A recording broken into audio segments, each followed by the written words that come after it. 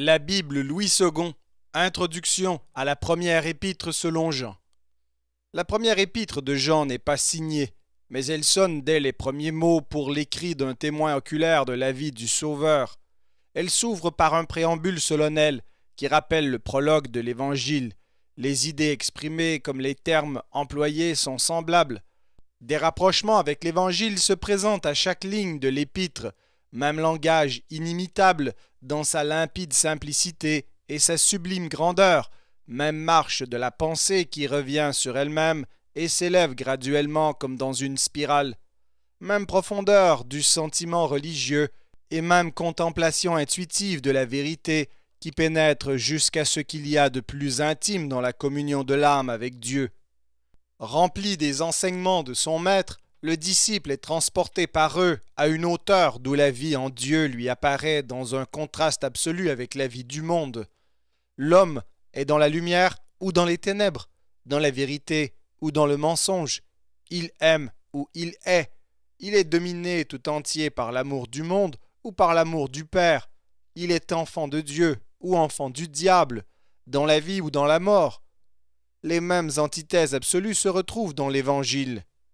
Dans les deux écrits, elles s'expriment en des termes qui ne se trouvent pas ailleurs. Vie, vie éternelle, lumière, vérité, synonyme de sainteté. Faire le péché, l'iniquité, la justice, être de Dieu, du monde, être né de Dieu, demeurer en lui, garder sa parole, ses commandements, voir Dieu. Ce qui leur est commun également, ce sont certaines habitudes de style, celles par exemple qui consistent à exprimer une pensée tour à tour par l'affirmative et par la négative. Par exemple, il déclara et ne nia point, Jean 1,20. Nous mentons et nous ne pratiquons point la vérité, 1 Jean 1,6. Enfin, les enseignements des deux écrits concordent généralement. Jésus-Christ est la parole, la vie de Dieu, manifestée aux hommes. Il est le Fils unique de Dieu. Pour aimer vraiment Dieu, nous devons garder ses commandements. Et surtout le commandement nouveau de l'amour fraternel. Reconnaître ou nier le Fils, c'est reconnaître ou nier le Père. L'Esprit procure la connaissance. Le monde ne connaît ni Dieu ni ses enfants. Pécher, c'est obéir au diable, auteur du péché. Dieu a manifesté son amour par le don de son Fils. Le Fils a montré son amour par le don de sa vie. En lui nous avons la victoire sur le monde. Celui qui a le Fils a la vie. Nous sommes assurés de l'exaucement de nos prières. Le but de l'auteur est le même dans les deux écrits. Il déclare dans 1 Jean 5,13 « Je vous ai écrit ces choses afin que vous sachiez que vous avez la vie éternelle, vous qui croyez au nom du Fils de Dieu. » Et dans Jean 20,31 « Mais ces choses ont été écrites afin que vous croyiez que Jésus est le Christ, le Fils de Dieu, et qu'en croyant vous ayez la vie en son nom. » Si notre épître est du même auteur que le 4e évangile, il en résulte à nos yeux qu'elle est l'œuvre de l'apôtre Jean. L'insistance avec laquelle l'auteur de l'épître, sans se nommer, affirme sa qualité de témoin oculaire de la vie du Fils de Dieu est un indice à l'appui de cette opinion.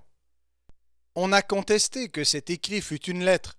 Cette prétendue épître n'a ni adresse ni salutation et ne renferme aucune allusion aux circonstances spéciales de l'apôtre et des destinataires. Elle n'est qu'un composé de méditations sur des thèmes généraux qui conviennent aux chrétiens de tous les temps et de tous les pays. Ce jugement ne se confirme pas à un examen attentif. Sans doute l'apôtre ne nomme ni ses lecteurs ni lui-même, mais il se donne à connaître comme un homme qui a exercé le ministère de témoin de Jésus-Christ, qui jouit de l'autorité d'un père auprès de ceux qu'il appelle ses petits-enfants. Il leur répète qu'il leur écrit, désignant ainsi sa composition comme une lettre. Enfin, dans la manière dont il caractérise les faux docteurs qu'il appelle des antéchrists, il laisse voir qu'il pense à des faits précis qui se sont passés dans une église ou dans un groupe d'églises auquel il s'adresse. Aussi la supposition la plus vraisemblable est que l'épître fut écrite par l'apôtre Jean pendant qu'il exerçait son ministère à Éphèse à des églises d'Asie mineure. Si l'épître est antérieure à l'Évangile, elle n'a pas été écrite longtemps avant lui, elle date des derniers temps de la vie de Jean.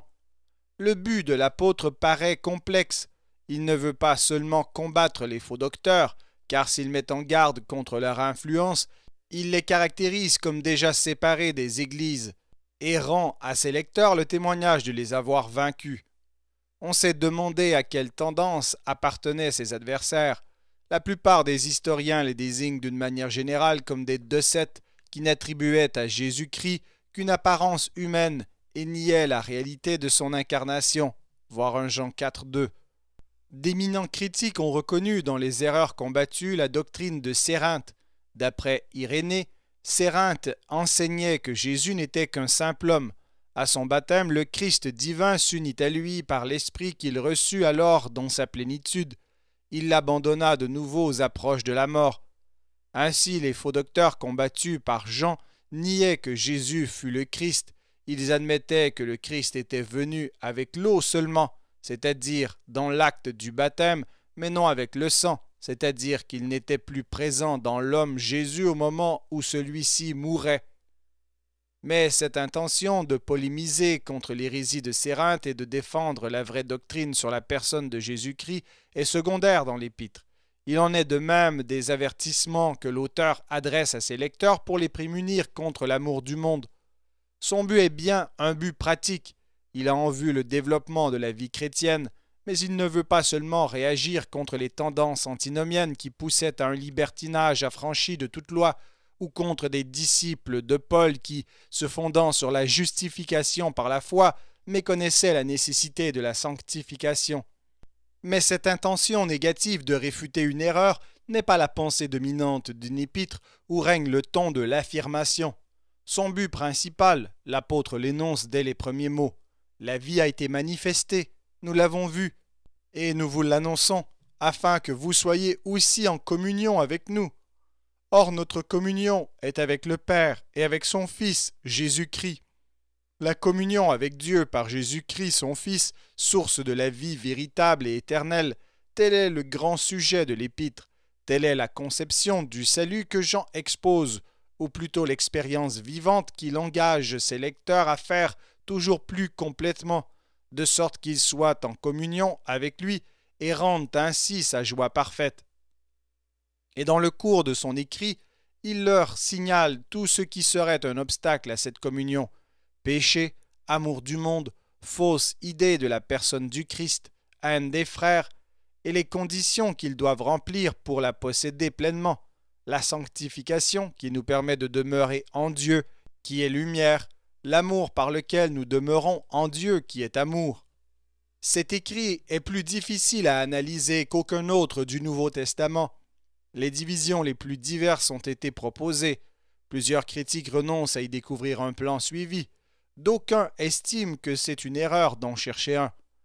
D'autres se bornent à partager l'épître en une série de courts paragraphes. Cependant, la plupart des interprètes distinguent trois parties principales. Les principaux développements de la pensée de l'épître nous paraissent se grouper comme suit. Introduction, le témoignage de l'apôtre concernant la manifestation de la vie de Dieu, destiné à rendre ses lecteurs participants de la communion avec le Père et le Fils. Les versets 1 à 4 du chapitre 1. Première partie, Dieu est lumière, la vie dans sa communion. Chapitre 1, verset 5 au chapitre 2, verset 27. Deuxième partie, en vue de l'avènement du Seigneur, les enfants de Dieu doivent pratiquer la justice et l'amour fraternel. Chapitre 2, verset 28 au chapitre 4, verset 6. Comme enfants de Dieu, nous devons avoir une vie exempte de péché, et nous devons nous aimer les uns les autres. Nous avons ainsi de l'assurance devant Dieu qui nous ordonne de croire en son Fils et de nous aimer mutuellement, et notre communion avec Dieu nous est attestée par le don de son Esprit. Cet Esprit nous garde de l'erreur de ceux qui ne reconnaissent pas en Jésus le Fils de Dieu. Troisième partie, Dieu est amour, l'amour et la foi. Chapitre 4, verset 7 au chapitre 5, verset 21. L'amour dont Dieu nous a aimés en son Fils et qui est l'essence même de son être nous pousse à l'aimer et à aimer nos frères et nous donne ainsi l'assurance de notre salut. La foi en Jésus-Christ, par laquelle nous sommes vainqueurs du monde, est fondée sur le témoignage de Dieu qui nous donne en son Fils la vie éternelle. Elle rend efficace la prière et permettent aux chrétiens de s'appuyer sur le Dieu véritable.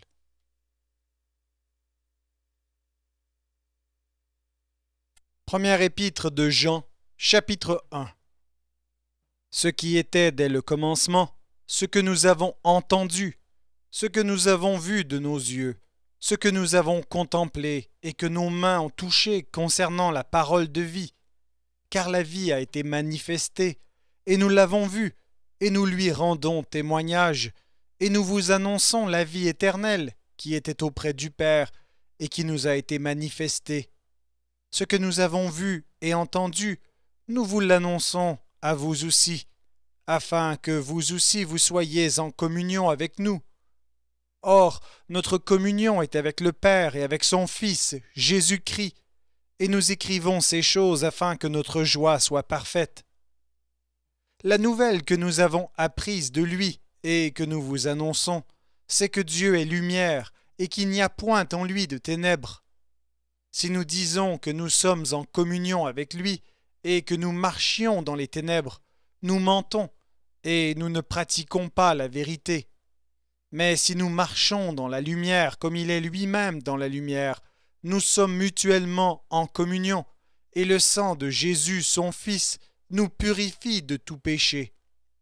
Si nous disons que nous n'avons pas de péché, nous nous séduisons nous-mêmes, et la vérité n'est point en nous. Si nous confessons nos péchés, il est fidèle et juste pour nous les pardonner, et pour nous purifier de toute iniquité. Si nous disons que nous n'avons pas péché, nous le faisons menteur, et sa parole n'est point en nous.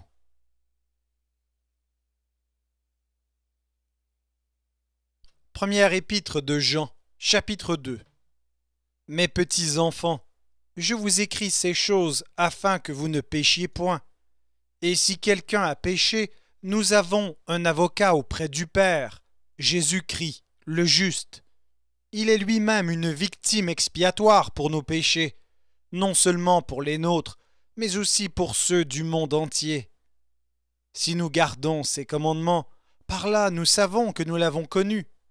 Celui qui dit « Je l'ai connu » et qui ne garde pas ses commandements est un menteur, et la vérité n'est point en lui.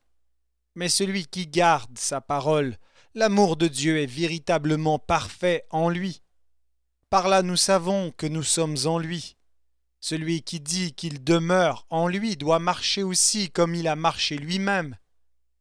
Bien-aimés, ce n'est pas un commandement nouveau que je vous écris, mais un commandement ancien que vous avez eu dès le commencement. Ce commandement ancien, c'est la parole que vous avez entendue.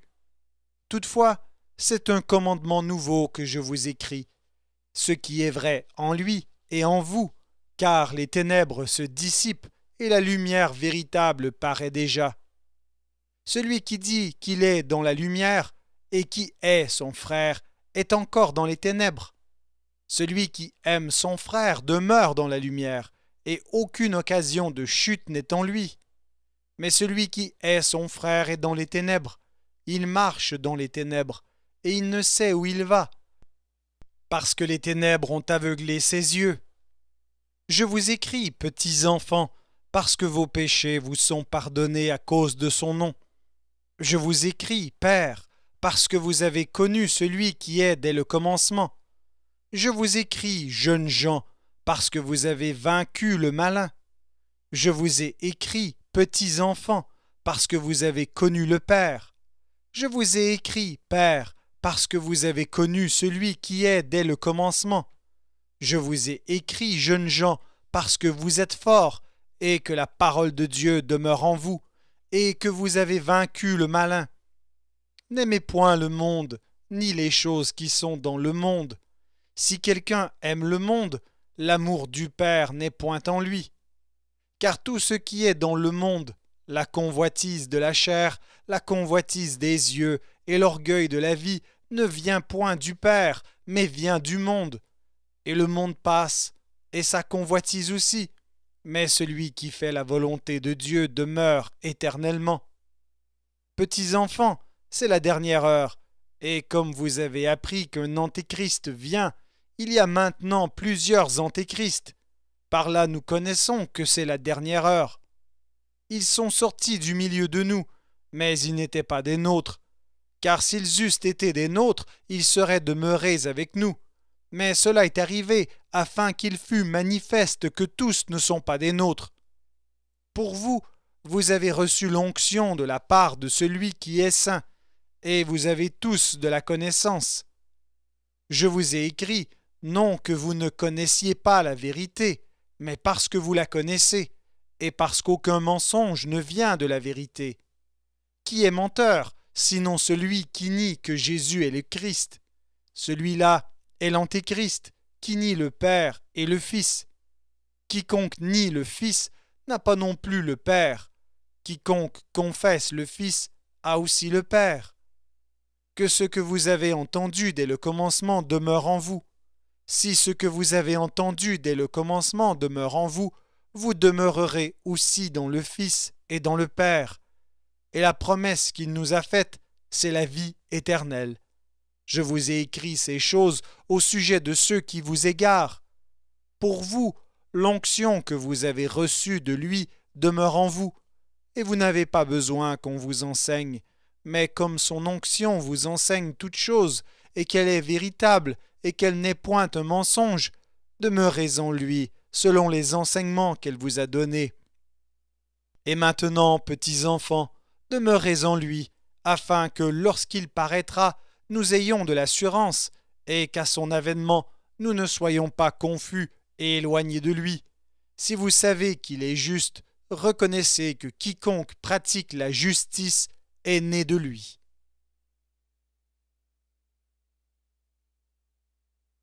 Première épître de Jean, chapitre 3.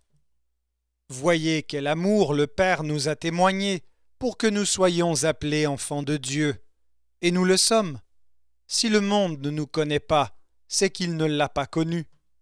Bien-aimés, nous sommes maintenant enfants de Dieu, et ce que nous serons n'a pas encore été manifesté. Mais nous savons que lorsque cela sera manifesté, nous serons semblables à lui, parce que nous le verrons tel qu'il est. Quiconque a cette espérance en lui se purifie, comme lui-même est pur. Quiconque pêche transgresse la loi, et le péché est la transgression de la loi. Or, vous le savez, Jésus apparut pour ôter les péchés, et il n'y a point en lui de péché. Quiconque demeure en lui ne pêche point. Quiconque pêche ne l'a pas vu et ne l'a pas connu. Petits enfants, que personne ne vous séduise. Celui qui pratique la justice est juste, comme lui-même est juste. Celui qui pêche est du diable, car le diable pêche dès le commencement. Le Fils de Dieu apparut afin de détruire les œuvres du diable. Quiconque est né de Dieu ne pratique pas le péché, parce que la semence de Dieu demeure en lui, et il ne peut pécher, parce qu'il est né de Dieu. C'est par là que se font reconnaître les enfants de Dieu et les enfants du diable. Quiconque ne pratique pas la justice n'est pas de Dieu, non plus que celui qui n'aime pas son frère. Car ce qui vous a été annoncé, et ce que vous avez entendu dès le commencement, c'est que nous devons nous aimer les uns les autres, et ne pas ressembler à Caïn, qui était du malin, et qui tua son frère. Et pourquoi le tua-t-il? Parce que ses œuvres étaient mauvaises, et que celles de son frère étaient justes. Ne vous étonnez pas, frères, si le monde vous hait. Nous savons que nous sommes passés de la mort à la vie, parce que nous aimons les frères. Celui qui n'aime pas demeure dans la mort. Quiconque hait son frère est un meurtrier, et vous savez qu'aucun meurtrier n'a la vie éternelle demeurant en lui. Nous avons connu l'amour en ce qu'il a donné sa vie pour nous. Nous aussi, nous devons donner notre vie pour les frères. Si quelqu'un possède les biens du monde et que, voyant son frère dans le besoin, il lui ferme ses entrailles, comment l'amour de Dieu demeure-t-il en lui? Petits enfants, n'aimons pas en parole et avec la langue, mais en action et en vérité. Par là, nous connaîtrons que nous sommes de la vérité, et nous rassurerons nos cœurs devant Dieu. Car si notre cœur nous condamne, Dieu est plus grand que notre cœur, et il connaît toutes choses. Bien-aimés, si notre cœur ne nous condamne pas, nous avons de l'assurance devant Dieu. Quoi que ce soit que nous demandions, nous le recevons de lui, parce que nous gardons ses commandements et que nous faisons ce qui lui est agréable. Et c'est ici son commandement, que nous croyions au nom de son Fils Jésus-Christ et que nous nous aimions les uns les autres, selon le commandement qu'il nous a donné. Celui qui garde ses commandements demeure en Dieu, et Dieu en lui, et nous connaissons qu'il demeure en nous par l'Esprit qu'il nous a donné.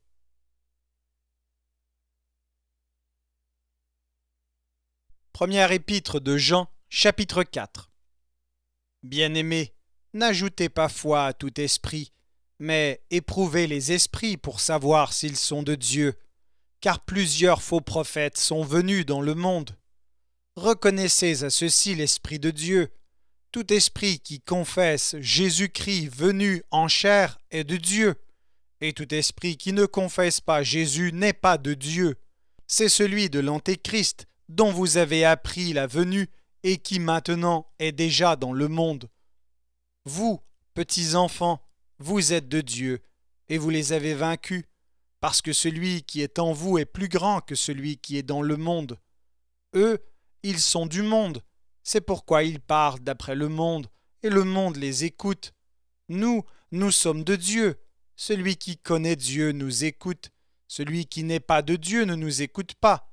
C'est par là que nous connaissons l'esprit de la vérité et l'esprit de l'erreur. Bien-aimés, aimons-nous les uns les autres, car l'amour est de Dieu, et quiconque aime est né de Dieu et connaît Dieu. Celui qui n'aime pas n'a pas connu Dieu, car Dieu est amour. L'amour de Dieu a été manifesté envers nous, en ce que Dieu a envoyé son Fils unique dans le monde, afin que nous vivions par lui. Et cet amour consiste non point en ce que nous avons aimé Dieu, mais en ce qu'il nous a aimés et a envoyé son Fils comme victime expiatoire pour nos péchés. Bien-aimés, si Dieu nous a ainsi aimés, nous devons aussi nous aimer les uns les autres. Personne n'a jamais vu Dieu. Si nous nous aimons les uns les autres, Dieu demeure en nous et son amour est parfait en nous. Nous connaissons que nous demeurons en lui et qu'il demeure en nous, en ce qu'il nous a donné de son esprit. Et nous avons vu et nous attestons que le Père a envoyé le Fils comme sauveur du monde. Celui qui confessera que Jésus est le Fils de Dieu, Dieu demeure en lui et lui en Dieu. Et nous avons connu l'amour que Dieu a pour nous et nous y avons cru. Dieu est amour et celui qui demeure dans l'amour demeure en Dieu et Dieu demeure en lui. Tel il est, tel nous sommes aussi dans ce monde.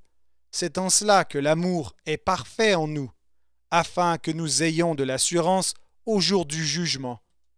La crainte n'est pas dans l'amour, mais l'amour parfait bannit la crainte, car la crainte suppose un châtiment, et celui qui craint n'est pas parfait dans l'amour.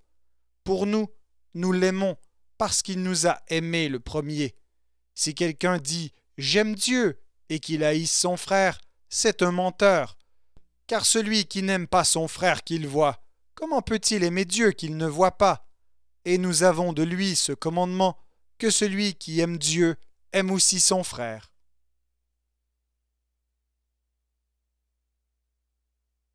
Première épître de Jean, chapitre 5.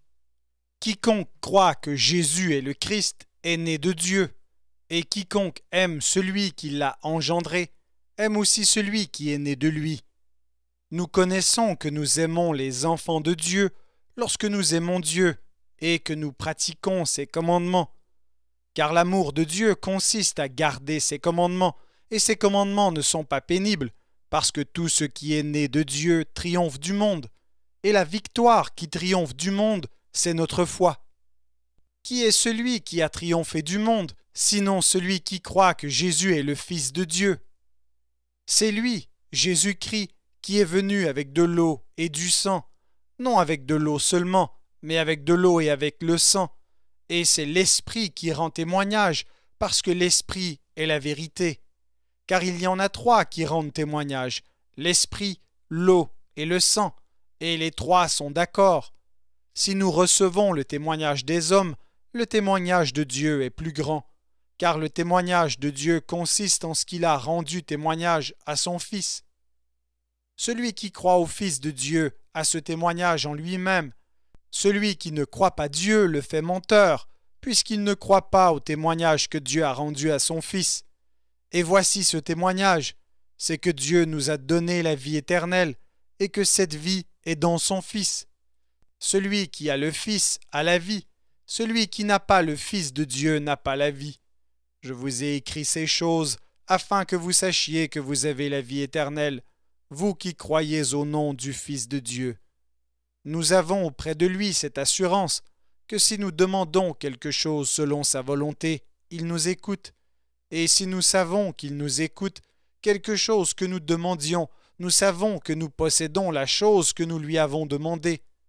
Si quelqu'un voit son frère commettre un péché qui ne mène point à la mort, qu'il prie, et Dieu donnera la vie à ce frère.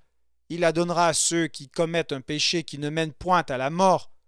Il y a un péché qui mène à la mort, ce n'est pas pour ce péché-là que je dis de prier. Toute iniquité est un péché, et il y a tel péché qui ne mène pas à la mort. Nous savons que quiconque est né de Dieu ne pêche point, mais celui qui est né de Dieu se garde lui-même, et le malin ne le touche pas. Nous savons que nous sommes de Dieu et que le monde entier est sous la puissance du malin. Nous savons aussi que le Fils de Dieu est venu et qu'il nous a donné l'intelligence pour connaître le véritable. Et nous sommes dans le véritable, en son Fils, Jésus-Christ. C'est lui qui est le Dieu véritable et la vie éternelle. Petits enfants, gardez-vous des idoles. Merci d'avoir écouté cet enregistrement de la Bible. N'hésitez pas à le partager. Vous pouvez également télécharger la version MP3 sur le site Un héros dans le net. Vous avez le lien dans la description. En visitant notre chaîne, vous allez également trouver d'autres versions de la Bible en audio, ainsi que plusieurs ressources pour étudier la parole de Dieu. Toutes ces ressources sont mises à votre disposition gratuitement. N'hésitez pas de nous faire un don si le Seigneur vous le met à cœur en utilisant le lien qui est également dans la description. Merci encore et que Dieu vous bénisse.